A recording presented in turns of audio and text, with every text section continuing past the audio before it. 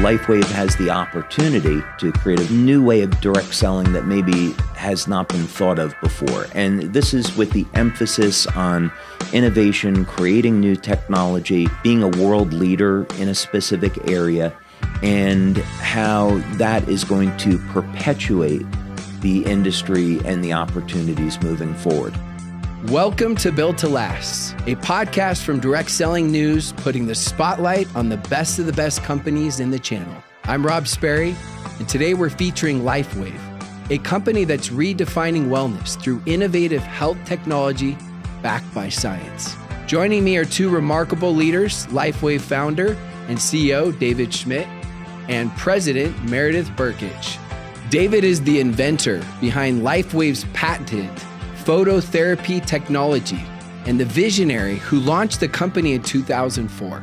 With more than 200 patents and a deep background in science and engineering, he leads LifeWave's product innovation and long-term strategy. Meredith brings more than 2 decades of executive leadership in direct selling, guiding fast-growth organizations with a people-first philosophy. As president of LifeWave, she's focused on scaling the company's infrastructure and enhancing both the brand partner and customer experience around the world. In today's conversation, we'll explore what makes LifeWave's opportunity model, leadership, culture, and field support systems stand out, and how they've achieved such extraordinary growth. Let's dive in.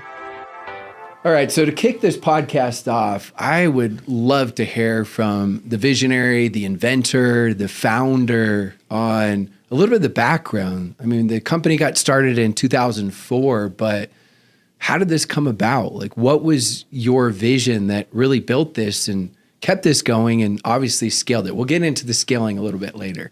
I think it's probably important to say that I never had the thought that I was going to get into network marketing. Didn't really know a lot about the industry. I had some exposure to it in college. During the late 90s, though, I owned a company and I was developing different technologies for the U.S. Navy through government contractors. And during that process, I was invited to be part of a design team for one of the Navy's next generation mini subs. So I took a look at the program and I thought, okay, maybe I can come up with a way to help improve crew survivability, so I'll get to work on this. And what I learned about the mission profiles is that people were going to be having to stay awake for 30 hours, 60 hours at a time. And in those days, people were using, like today, they were using caffeine, any type of amphetamine to stay awake. So I've always been interested in health, and I thought this would be a good opportunity to take a approach to this that maybe didn't rely on a drug. Maybe we could find a non-drug way to do this. So I spent several years.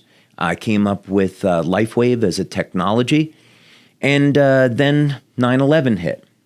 And military was interested in weapons and not survival equipment. So I had a family to support. So I thought, okay, well, there's probably people out in the public that are interested in a technology to help burn fat and gain energy. So I'll go ahead and start a company, and that's when LifeWave was born in 2002. So it was 2 years to figure out how to set up the manufacturing, doing clinical studies to support the work, and then what's the market research? How are we going to actually end up selling this? Is this through TV, radio, print? And along the way, it became obvious to me that network marketing was by far the best way to go to market, which we did in November of 2004, and it's changed my life in absolutely remarkable ways. Was it a lot harder than you thought, direct sales, once you got in those first couple of years, or was it what you thought, or was it easier than you thought? Way more difficult. I would say it was way more difficult because I didn't know anything about the industry. I made a ton of mistakes. I look back at it in retrospect, and I think it's only through the grace of God that we survived. The work hours were very long. They still are, and which has never bothered me because I love what I do. But yeah, I would say in one sense, the work was very, very difficult. But on the other hand, the business grew very rapidly, much more rapidly than I think through other means. And the rewards about meeting the people that you're helping, meeting the people that are building the business, just does not happen in any other industry. So I fell in love with the industry right away. That's such an important aspect. I mean, hearing that, I fell in love with the industry right away because it's a success principle. Everything worthwhile is always harder than we think it's going to be. It's not like, you could even go to the greats of all time, Tom Brady or Michael Jordan, and they're not like, oh, that was way easier than I thought, right? So hearing that passion is so key and critical to be able to get through those moments. Well, Meredith, you've described LifeWave's mission as maximizing human potential. Being around the channel for 2 decades and then seeing what LifeWave has done and become one of those built to last companies that has integrated this principle, like what do you see that you guys are really doing to integrate that? Because I know sometimes it can sound like a cliche, right? But cliches are cliches for a reason because they are timeless principles that actually work. I think that maximizing human potential is something really at its core that we all want to do. I think we talk about it a lot. And yet I heard a message many years ago that said that the graveyard was full of the most human potential. And it really struck me at the time because it is a multifaceted opportunity in direct selling, not only from the financial impact that you can have to create a better life for your family, but to be the best version of yourself. And I think that's physical. Of course, it's spiritual, and it's certainly mental, and are we always striving to be better and be that version for our families, for our communities, and for our teams if we're so fortunate. And I think that at LifeWave, to start out with a founder, with a person like David Schmidt, who has, as a core driver from the very, very beginning, said, I want the world to be a better place, and I want people to have the opportunity to be empowered to be that best version of themselves. It all starts there, right? That's the core. And so how does that reflect and translate into what we do at LifeWave? We're constantly asking ourselves, will this empower people? Will this give them the tools that they need? Will this give them the products that they need? Will we be providing a tangible way to better themselves? Yeah, it's interesting how you say that, and you start out with David, because I look at it as it's like a ship, the vehicle, indirect sales, the company. And inevitably, there are going to be storms that come. It just happens. The greatest stocks, the greatest companies have them. It's perspective, it's reality. But who's the captain of the ship, right, is so important, more important than anything else.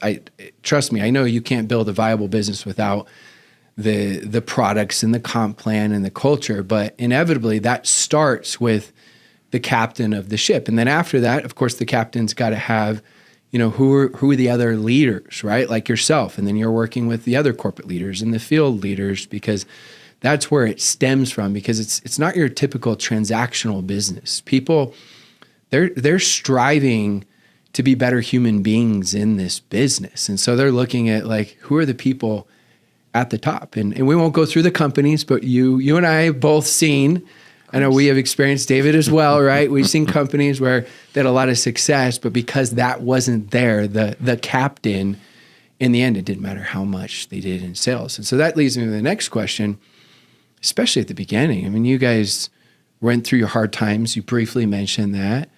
I'm guessing underfunded at times where I don't know, I'm guessing where it actually wasn't that. Okay. No, actually, our challenges occurred in 2006 and 2016. So for perspective, November of 2004, our first month doing sales, we did $500,000 in sales. 2005, we did about $17 million in sales. Wow. So we were off to a great start as a new company. 2006, we started to experience a number of challenges, but it was in October of 2006 that we were the victim of a credit card scam.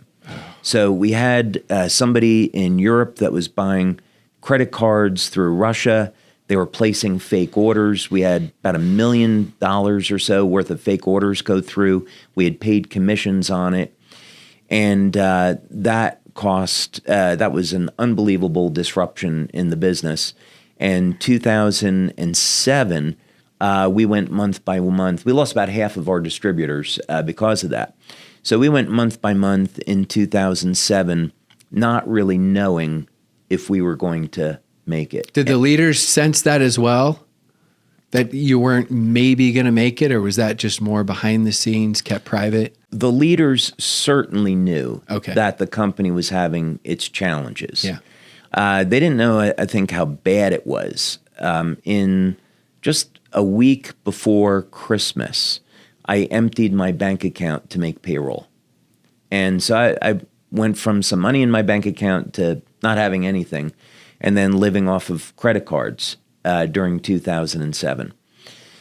And then we were able to, thank God, recover and get back on our feet. And then 2008, year over year, our sales were doubling.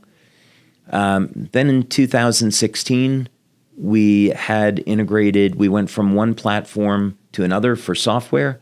The team that was handling it did a terrible job. And we went for 3 weeks where we couldn't take an order, several months where the system just didn't work properly.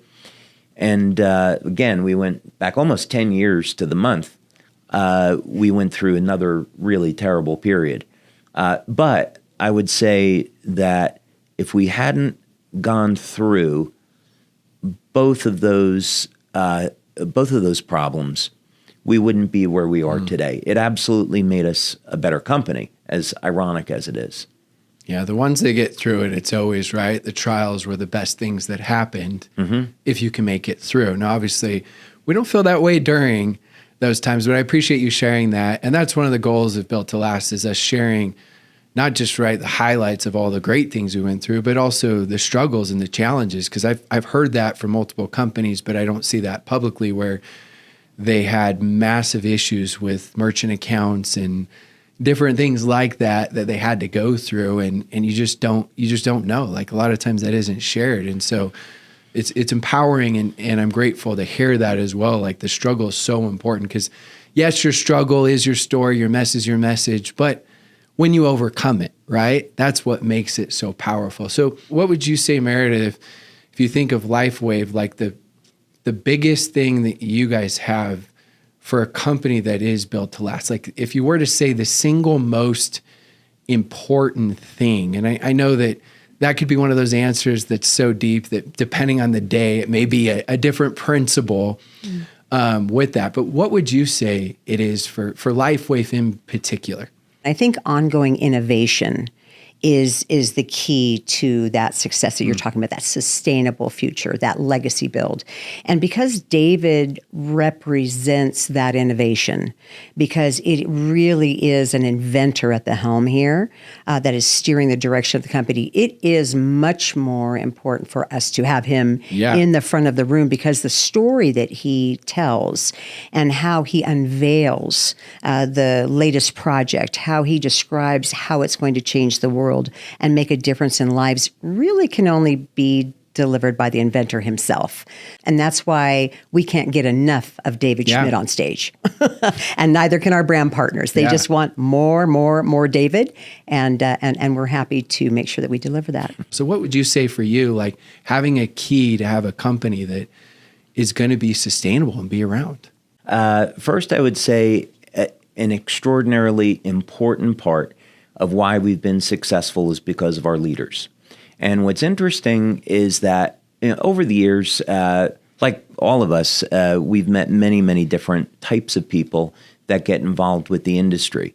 And a common thread that Meredith and I see when we're on leader trips is that the leaders don't talk about how much money they're making or getting to another level in their finances. There's none of that. They're talking about, oh my God, let me share with you a testimonial from someone in my downline, and we're getting these testimonials every day. It's amazing how we're changing people's lives.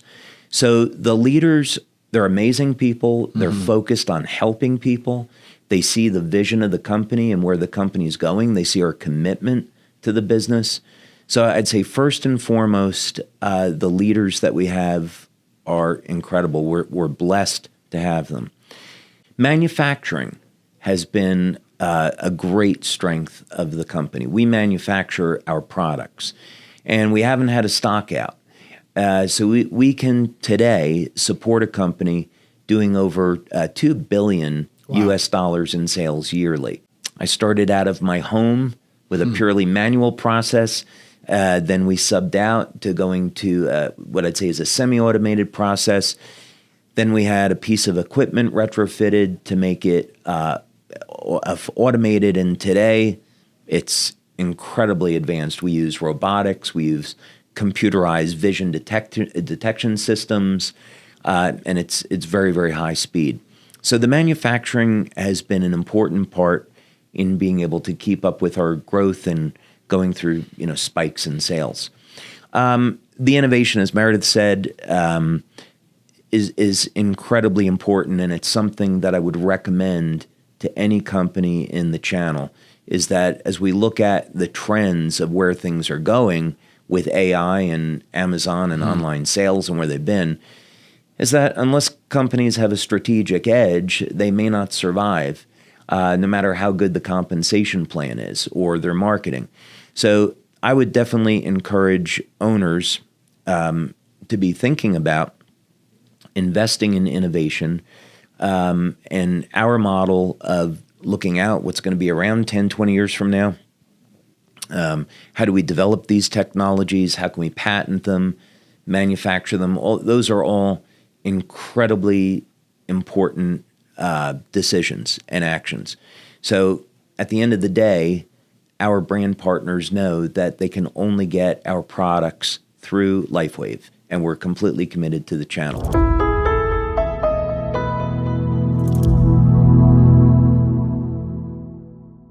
I think some of the best products are always the ones that have so much complexity. They're like, wow, it's amazing. But then you find a way to simplify it, right?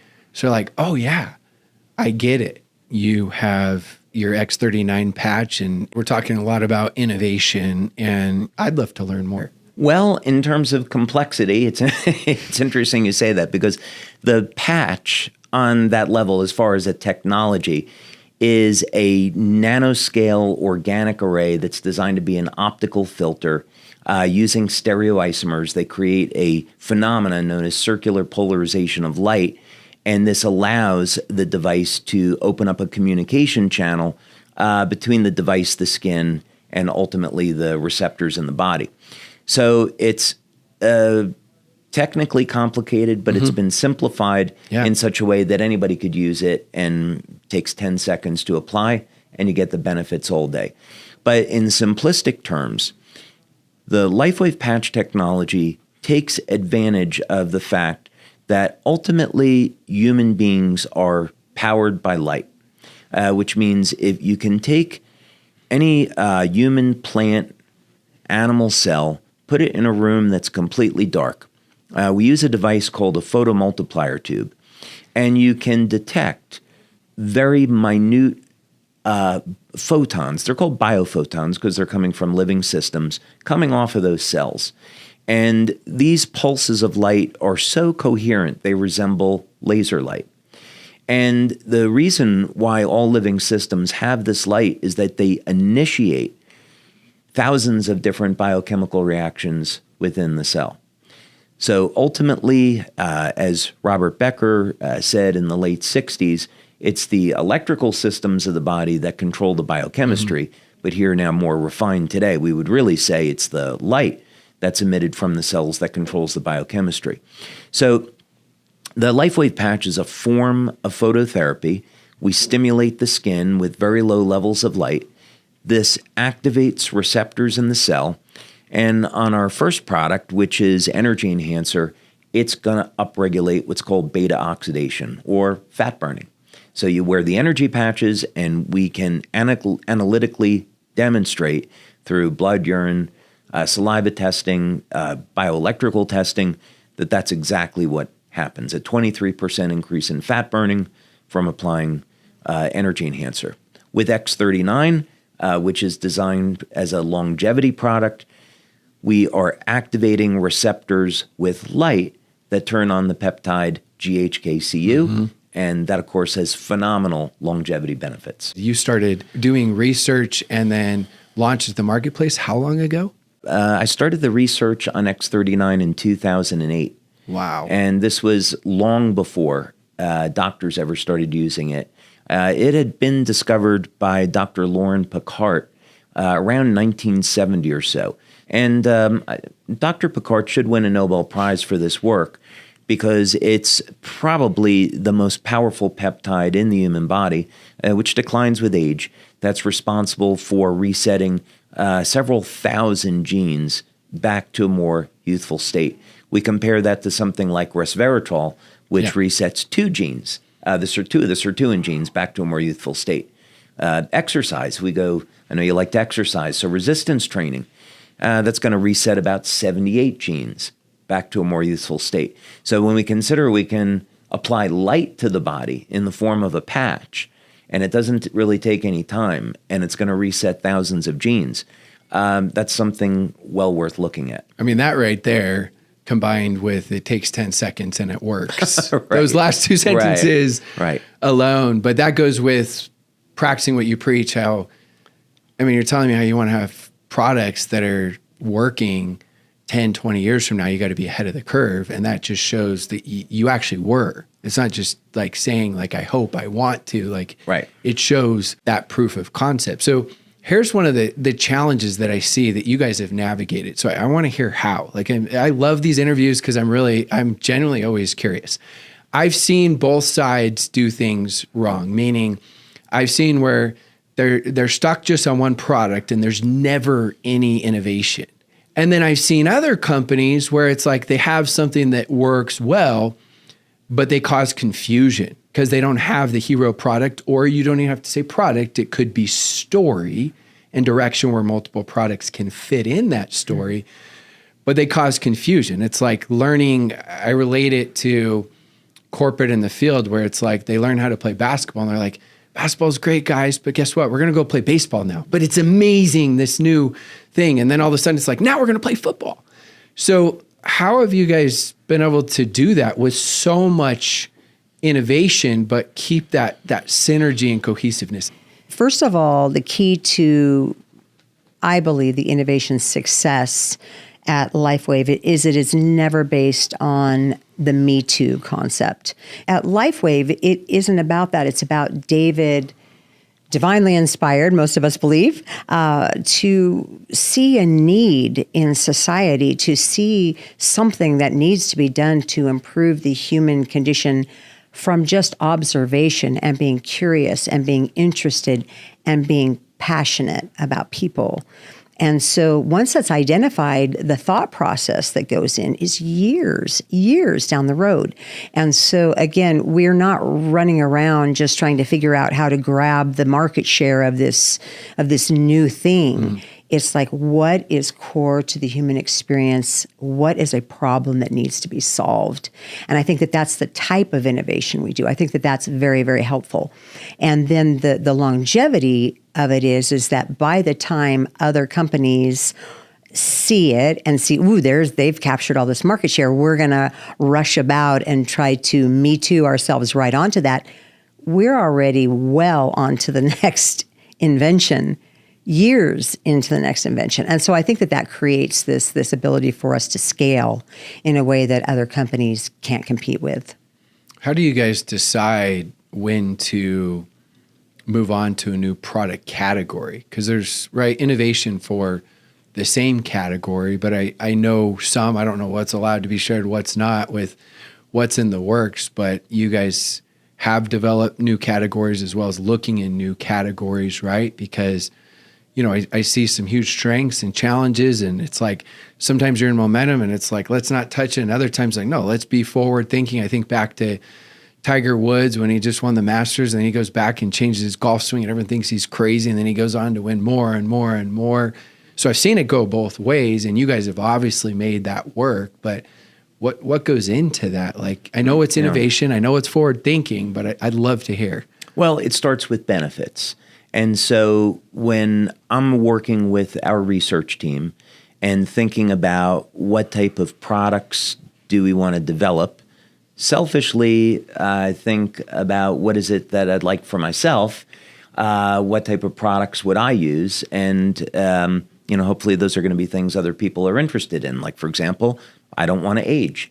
And I'd be willing to bet there's probably a lot of people that feel the same way. So the thinking was that X39 was such a massive success that on a technical level, we got about 1/3 of the way to stopping aging. That's what copper peptide does. So it's not a complete solution for stopping aging, but it's certainly an indication that it might be possible. So then the question is, could we develop a technology that would allow people to stop and even reverse aging? That's the goal that we set in our research. And if you do a scientific analysis of it, you'd say that mainstream, especially 10 years ago, mainstream said, well, it's not possible. Lifespan is limited to about 115 years old. Although today, there are groups of scientists that say, well, there's really no limit to how long people can live. There's some rationale that says, well, maybe human beings could make it to 1,000 years old. So how do we create that technology? So the answer always comes back to God and nature. So we see examples in nature of species that never age. They've been able to defeat the normal process of aging. So we began to do studies of some of these species in our lab to try to understand whether or not we could discover how they're doing it and then apply that into something that'll work on human beings. But that's how we develop the products with that kind of thinking, is going down a path that few people go down or don't think is possible, and then end up developing technology, patenting it. And by the time we get that technology to market, we're already several years into the next thing. Are you testing it with leaders, with corporate executives, like clinical studies, all of it, some of it? So we've already completed 6 clinical studies on human beings. Wow. And those studies have involved blood testing, urine testing. The urine testing has been extraordinary in terms of what we find, what's going on in the body. We use something called a physio suite. So we look at heart rate variability. We look at EEG. We use a BioWell, biopulsar, bright field, dark field microscopy, a whole suite of different analytical devices so we can really understand what effect this is having on people. And then after that, then we say, okay, we'll finally let leaders try it, which they have recently.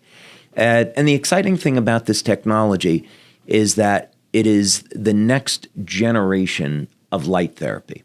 So LifeWave has been about stimulating the skin with light, but now this new technology embeds light into water. So you drink this water, it releases the light into the body, and it goes to work about 15 seconds after consuming it. And that's the X2O water technology. That's the X2O water system. How is that launched to the leaders? Like, do the leaders get to know first? Is it like a council? Is it the top leaders? How early is that? Because obviously we know the importance of the law of the buy-in, right? But then we know sometimes things are told too soon, and it's like they're out promoting, there's confusion, but there also needs to be excitement. So how does that process work? So, well, in the beginning, you actually touched on something, Rob, that I think is critically important to consider, which is how do we introduce forward-thinking innovation without creating a brand identity crisis? Yeah. Because we know that confused minds say no, and the company, the movement, the journey that brand partners fall in love with, if all of a sudden it seems to be heading off in a different direction, we've seen how that can end very badly for people. So from the very beginning, when David, on our monthly and then sometimes weekly calls where he shares glimpses into his vision of what's 5 years, 10 years down the road, we begin thinking about it, because obviously this is a gift that we are going to be delivering to tens of thousands, hundreds of thousands of people. How are we going to position this product to tie into the light, to tie it into that age reversal? How does this work? And then what we do is we usually put together a focus group, and David's very active in participating with those focus groups, usually the most influential leaders, so that they feel from the very beginning, because you know, and I know, we all know that buy-in is king, and we need that, to access the power of the network. And then offer an opportunity for people to earn the actual technology. So in this case, this is a $6,000 retail priced product. This is not an inexpensive product. Yes. So by offering them a promotion that, say, in our case, 30 people in the Americas earned, I think 15 people in Europe and another 20 or so in Asia Pacific, they have an opportunity to become part of the beta. And so that's really where we are right now. As a matter of fact, David just hosted a call this last week where we had like 15 people on there giving their testimonials. And the only negative of the testimonials was how they were dealing with the foot traffic of all of the people that were constantly ringing their doorbell, trying to beat in a way to come in and try the water. If you can imagine, with our patches, we got to the level that we're at today by delivering light outside the body in a small area. Imagine what's going to happen if we're delivering light inside the body throughout the entire body. And you can start feeling those benefits in 15 seconds. That's pretty world-changing. And it makes a difference in people's lives, and it happens very, very quickly. So I think what would be different about the X2O launch as compared to maybe a traditional product launch is the fact that we're launching a new technology, not just a new product. But I love how you keep talking about the light, because even though it can be a new product, one's inside, one's outside, it still feels like the same story that's just being enhanced. So it doesn't feel like changing direction. It's like, no, we're going to keep improving this story, which is phenomenal. And sometimes we understand it, but trying to explain it where the masses understand it isn't always easy. So, it's light therapy, right? So the brand, fortunately, the brand partners, they got it right away. We've been in the light therapy business, and now this is an innovation in light therapy that hasn't existed, and we're delivering light throughout the body. They got that right away. They saw the synergy. They know that in order for people to get the most benefits out of the X39 patch or any of the patches, you have to be well hydrated. We came out with this product, Cellergize, to complement the patches, which goes in the water. And now the water is a delivery system for those nutrients. So everything fits together. It was made to be that way.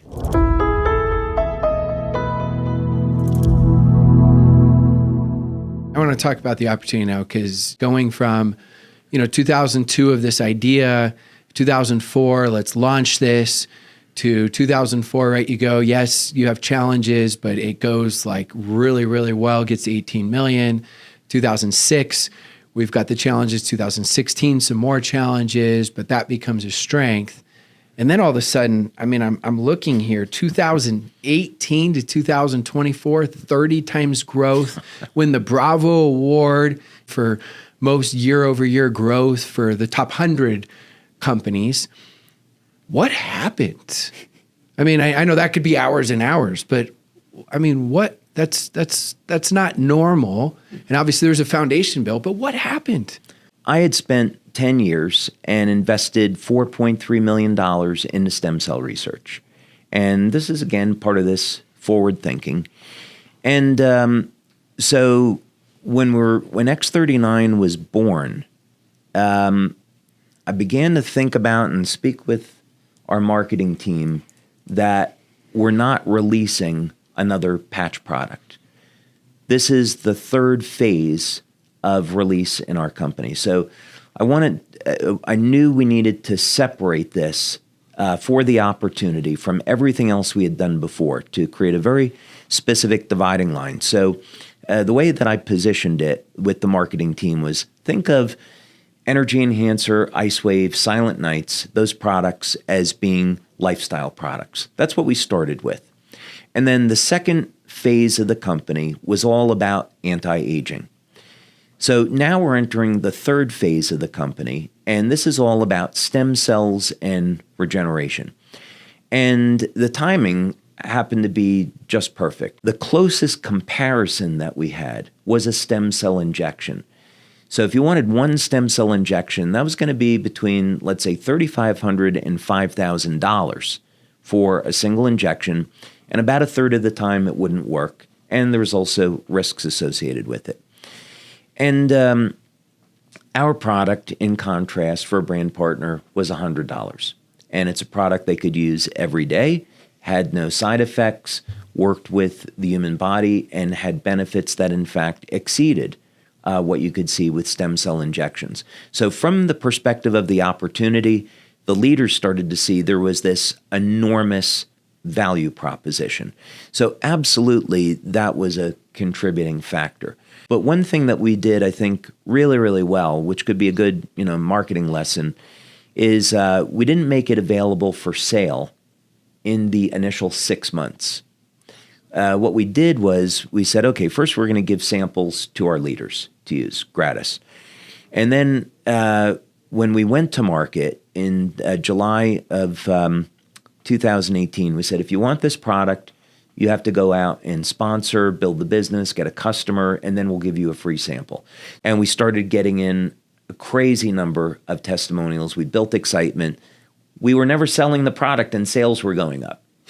So once we started selling the product and hit the ground running with it in January of 2019, we just escalated from there. We went from 20 million to 60 million in 1 year. But what a unique, like you said, marketing research that you did rather than quick fix promo or like, let's launch this and all these different things. It's like, no. I know the product works. You were doubling down on it. And in the sense you didn't know if you're going to make money, you probably thought we may lose money over the course of time, but in the long term we'll make money, even though that wasn't the case. Right. And I know with that, with all the success that you guys have had, most people would not touch anything with their comp plan. And going back to you guys talking about being innovative, right? As you guys have had made those changes and you don't take them lightly, but again, you're thinking 5, 10, 15 years from now. So, and you're going through another one, correct? So maybe talk a little bit on that. I think decision-making process at any company needs to be done responsibly and carefully and respectfully, because the reality is we hold in our hands the dreams and the hopes and aspirations of tens, hundreds, maybe millions of people. And so it weighs heavy, I think, in any change management process. You cannot be abrupt. You cannot be disrespectful. But you have to do what's right, and you have to do what's right for the business. We have the luxury and the benefit of being able to change at a time when people are looking for a reason to stay with LifeWave, to grow LifeWave, and not to leave LifeWave. So actually the timing is good. We are going to be paying over 60% more people with the new plan. And who are those people? People in their first 90 days. And so because of all of the work and the investment and us understanding what it takes to get a new person to join a company, to enroll, that can be weeks, months, years, the fact that we are going to respect them by building a pathway for them to earn quickly, that's the magic. The approach that Meredith and I take with the leaders and the brand partners has an element to it. I don't know if other companies look at it this way or not, but I think one of the things that we've done is when we speak with our leaders and brand partners, we come from a place of appreciation and thinking about how can we thank our leaders for all of the success that they brought the company. And this is an important perspective because it shows up in some real world benefits for them and for the company. So for example, last year we had our 20th anniversary, and these events take a year to plan out. So as we were thinking about what did we want this conference to look like, we very much started with this idea that it was going to be a celebration. We wanted to celebrate 20 years. So we're very fortunate, in thinking through the planning. We got the original Blues Brothers, Dan Aykroyd and Jim Belushi, to come on board. And then another opportunity presented itself with Gwen Stefani and Maroon 5. And Meredith is like, what about the budget for this? And, fortunately, as the owner, I was able to say, this isn't about the budget. I'll take care of it. This is about letting the brand partners know how much we appreciate that we made it to 20 years and that we're on top now. And we have to find a way to meaningfully say thank you. And fortunately, this kind of sentiment has now perpetuated into, maybe there's some other ways we can say thank you. Like, what if we create a generational company? What if we start creating technology that is as valid 5 years from now as it is 20 years from now? So when you eventually come through our Welcome Center, one of the things you'll see there is something that Meredith and I are very excited about, which is a completely new technology for generating clean electrical power. So that's going to be another innovation that we'll bring to market, another opportunity that our brand partners and leaders will get to enjoy. And someday, when those leaders want to retire, they'll be able to pass on their business to their kids. And to me, that's like the biggest way we could ever say thank you for blessing this business. Thank you for your time and work. We're so happy we get to do something that's going to be meaningful in your life. If we're trying to dig a little bit deeper of what you feel like is different about your culture, and maybe how do you feel like that's fostered from your perspective? And it's 2.5 years now you've been with LifeWave. So I'd love to hear that. I think that the key to culture isn't necessarily what it is, but is it true and authentic? And do you live it? Because certainly we've seen a lot of companies. I remember when servant leadership was all the rage and everybody was talking about it. And of course, it's amazing, Greenleaf. And I mean, it's an incredible movement. However, a lot of people would speak it and not live it. So I think once you kind of lock in as a company about what is our differentiator in the area of culture, and then be true. And I think that one of the pieces of our culture that I see that I think has really helped us to establish who we are is that performance-driven piece of it, that results-driven piece of it, in that you come to your job and you are respected and you are valued every day. You are appreciated and you are challenged. You are challenged to think outside the box. You are challenged to innovate in the most unique areas, and there should be no entitlement. How do you build that trust and transparency, especially with being, $600+ million company, continuing with your employees as well as with the field leaders? Yeah, I mean, it's certainly something that happens over time, and it happens through repetition. First, I think you would appreciate hearing this, is that back in 2005, I worked with Coach Richard Quick, 6-time U.S. Olympic coach at Stanford. And I asked him once, what was the difference between the athlete that won the gold medal and the athlete that didn't? And I was expecting him to say, well, the person that wins the gold medal has a special gift and they're just built right and different genetics. And what he said was, the person that wins the gold medal is the one that does the basics every day. They've committed to their diet, to their exercise. They're in the pool 5 hours a day. They're training, practicing. They're doing the basics over and over again every day. Those are the people that are winning the gold medals. And so I think the same is true in business. If we're going to be successful, there are a few very fundamental, basic things that you have to do each day. But the other side to it is you build trust over time, and you do it through your actions and your words. So if you say something, you have to deliver on it. And if there's a change in circumstances, you have to be transparent and you have to tell people. It's, I think I've come to realize that the relationship that the company has with its brand partners is very much like a marriage. And a marriage that's successful is based off of goodwill. And it means that both people are in this holy union and they want to do right by one another. They have one another's best interests. We may not always agree. We may have different ideas, and that's always totally okay. But each person wants the best for their partner.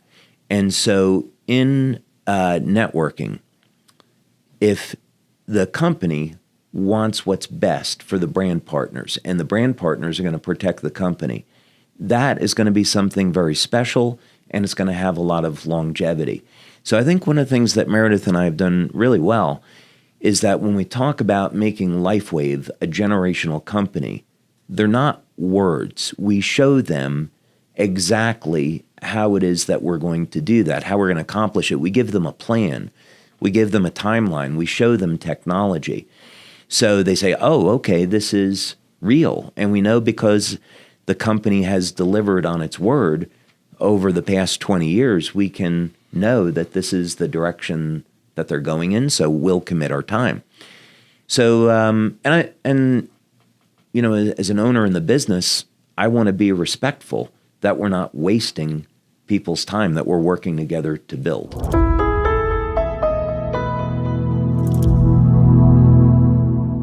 Segueing into some of the stuff that was earlier mentioned by you with AI and Meredith alluding to some of this stuff for later, and you talking about like the importance of leveraging AI, what it will replace, what it won't replace. I mean, that's a hot topic right now. I'd love to be curious, because you're so big on innovation, on what you're already implementing and what you're looking at implementing with AI. And I know it could change next week because it's changing so fast. Yeah. So when we've had meetings with the staff, my mandate to the staff has been, number one, don't hire anyone unless they can tell you how they're going to implement AI into their job and how they're going to leverage that. And we want to see plans based around integrating AI into the organization. Now, that said, we also have a mandate where we will refuse to let people go because of AI. So let's say, for example, we want to integrate AI into customer service. We will not have layoffs. I do not want LifeWave to turn into a company where people are displaced by technology. I think that is an incredibly dangerous, toxic precedent to set. It's demoralizing to people that are on the team that stay, because they'll wonder, well, when am I going to lose my job? So I would rather look at this as AI is a tool. Let's use it to improve efficiency. In our research, we use AI to do some basic information gathering to be as efficient as possible, but we're not going to use that as a means to replace people. We'll use that to go to 24/7 customer service. With robotics, we're taking a similar approach. I want to have 24/7 order fulfillment, and we'll do that through robotics. But we're not going to replace human beings. And so I think it's really important for everyone. We have over 600 employees now. I think it's really important for people to know that's the direction that we're heading in. We have to use these technologies to keep up and have an advantage. But we don't want to do it at the expense of the human factor. Otherwise, we lose too much.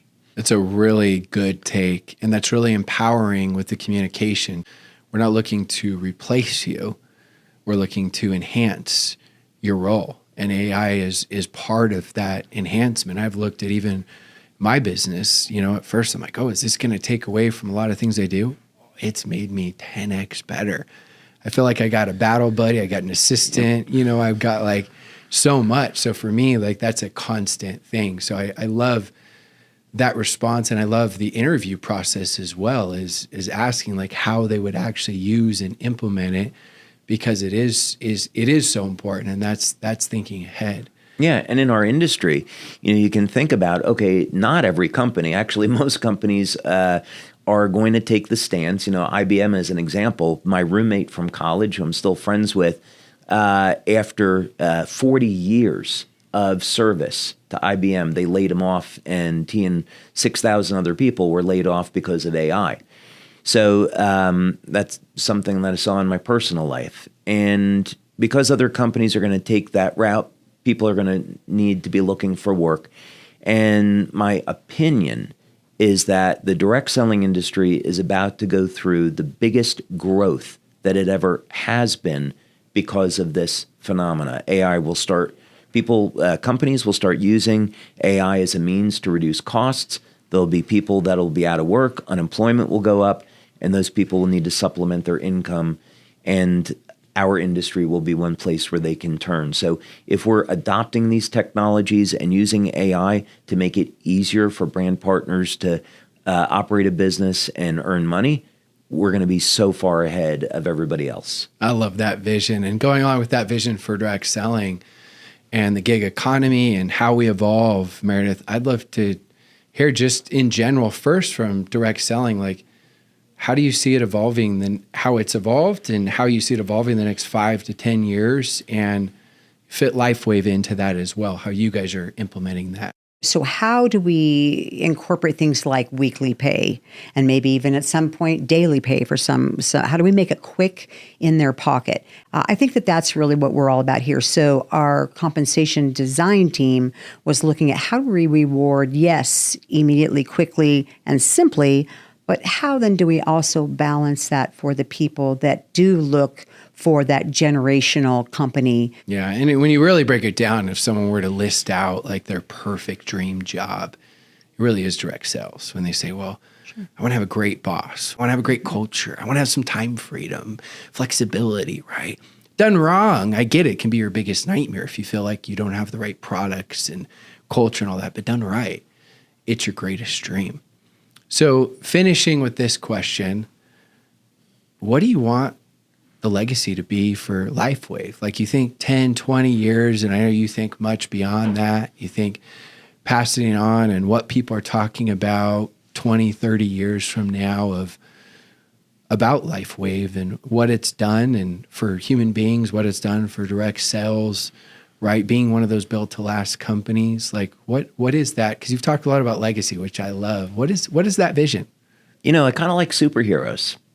And so I think that shapes a lot about the way I think about things. So, the traditional superhero is get the bad guy, rescue the girl, save the world, right? So I think simple stuff, right? So I think if we were looking, 20, 30, 40 years into the future, we're at an important moment, and we have some extraordinary opportunities. We're dealing with technologies that have the potential to stop and reverse human aging. So thinking about that beyond the individual, what that means is that if we turn that into a reality, and the technology ends up doing that, that means we have functionally, because we're keeping people healthier, we reduce healthcare costs on any one given country.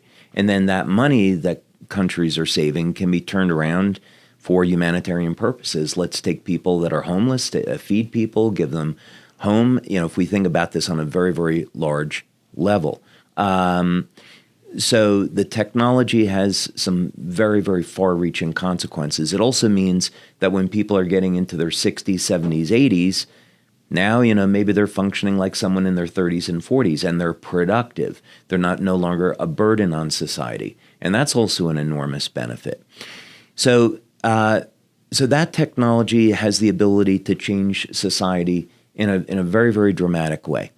The power generation technology that we're talking about, the ability to generate energy in a completely different way that's clean, healthy for the planet, to make people energy independent. The unit generates 20 kilowatts of power, which means not only do you get rid of your electric bill, but you make money every month off the grid. So 10, 20, 30 years from now, what that means is we've played a role in making the planet a cleaner place. We gave people a business that is recession-proof because we need power every single day. And maybe we've helped to reduce using fossil fuels and contributing to CO2 in the environment. And that's had a meaningful impact on our environment, and we've created a sustainable future. So I'm much more interested in leaving a legacy about making the world a better place than the one that I came into. That's what I would like. I always say good leaders have vision, great leaders give vision. And that's an incredible vision. And when you look at this profession, a lot get in for the money or for the products. But then they see with that, which are very important, an even bigger vision, which you just cast of some of those end results of what it can do, not just for you, but for the world, for humanity, it's very, very moving. That helps create that culture, that helps create that community, that helps create that loyalty where it becomes just so much bigger. So I appreciate you for sharing that, David. I appreciate you, Meredith. I appreciate both of you for taking the time and being willing to share some of your vulnerabilities, right? Things you've gone through, as well as many of your successes, because I really do know that there's so many little things that will give ideas to so many companies in this profession so that we can grow, because it is true that collaboration is the new competition. So thank you so much to both of you. We all appreciate it tremendously.